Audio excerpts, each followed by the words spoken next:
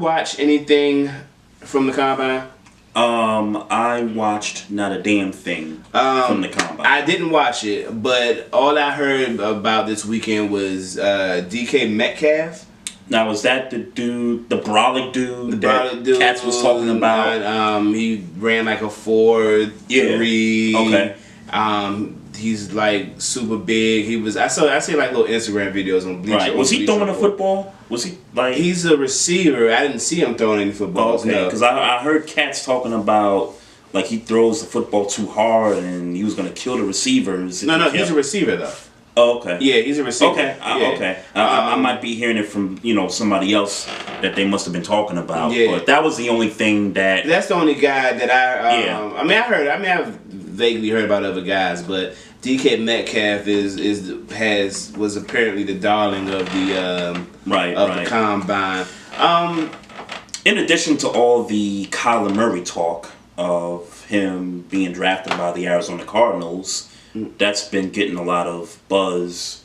Well, I'm just talking about because Kyler Murray didn't do anything at the combine, if I'm not mistaken. I didn't hear his name. Nah, I didn't see his name either. With regards to the combine, DK Metcalf apparently was the star of the combine over the weekend. So why don't we put so much stock into the combine? Why? Yeah, like why? We as you're fans fast and strong. Don't mean you not play football. Well, I've never been one to be looking forward to the combine. See, the way the NFL has it structured is that the NFL is like this year-long season. You got the actual regular season playoffs, and then this combine that they have every year, along with free agency afterward, the draft, training camp, and the release of the schedule and all that. So the NFL, over the course of the last few years, has made everything a spectacle, if you will. And so they've made the combine this must-watch, must-see TV moment every year.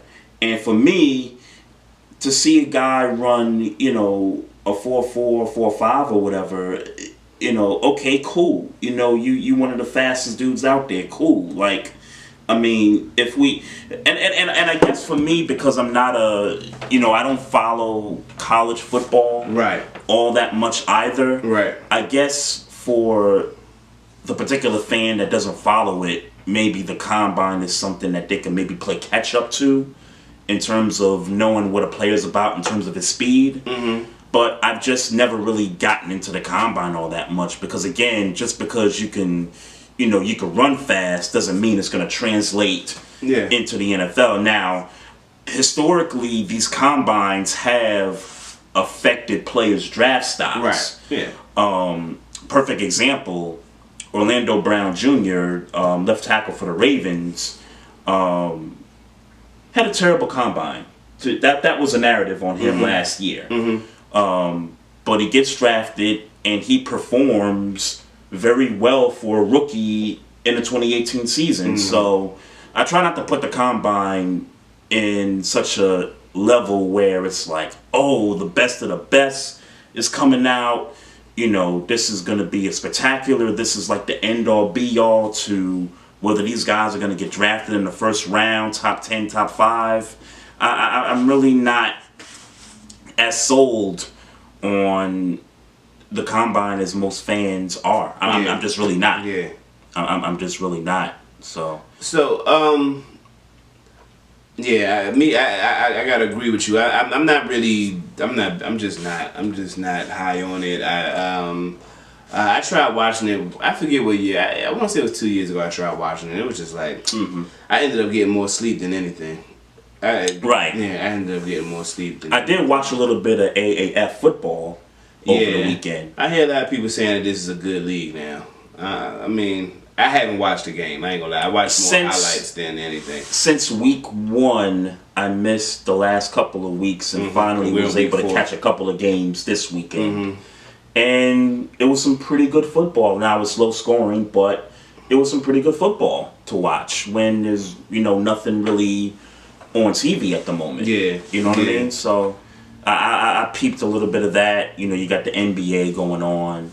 Watching some games here and there. You're watching the mess that the Lakers are in.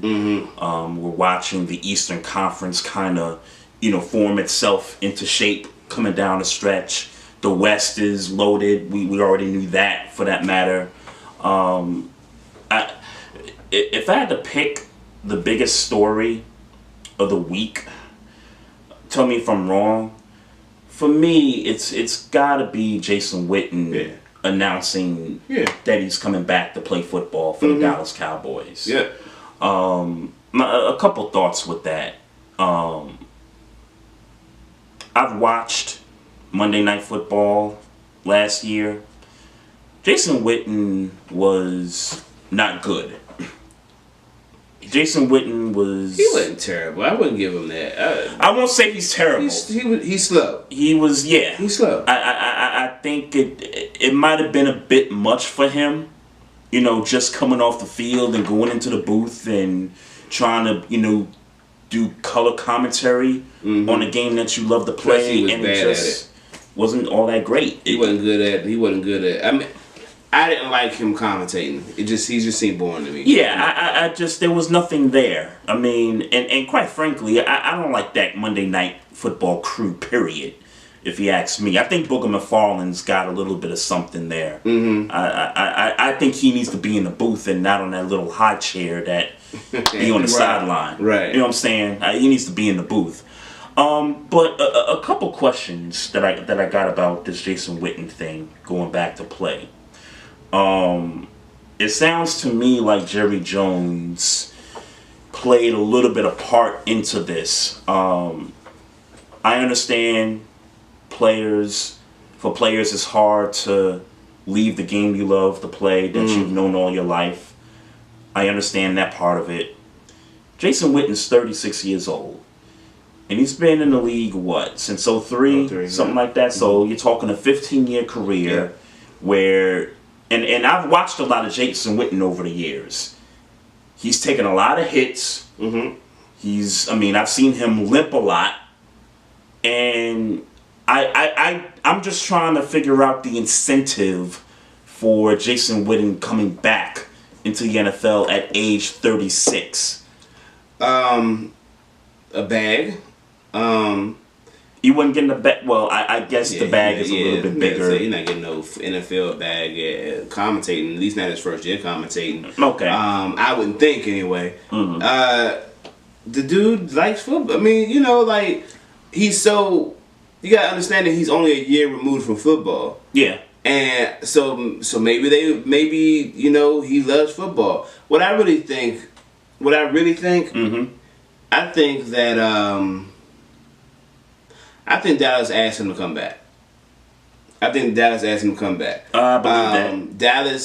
Dallas has a hole at tight end with developing players. So I give them that. Yep. They got developing players.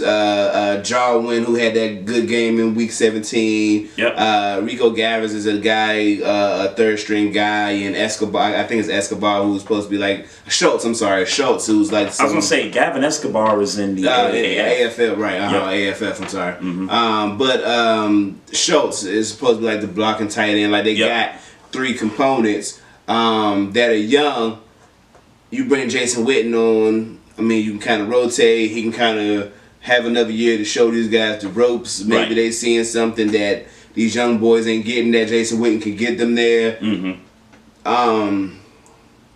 They gotta sign some players. So it would make sense to me for them to say, hey, we might have to get rid of some players here. Cole Beasley being maybe one, Terrence Williams maybe being one. Yep. And somebody's got to immediately come in and, replace that production. The production, yeah. Because we looking at a team that could potentially go to the Super Bowl if everybody act right. Yeah. If you look at their roster as constructed, yep, they got what it takes. I thank God for the haters.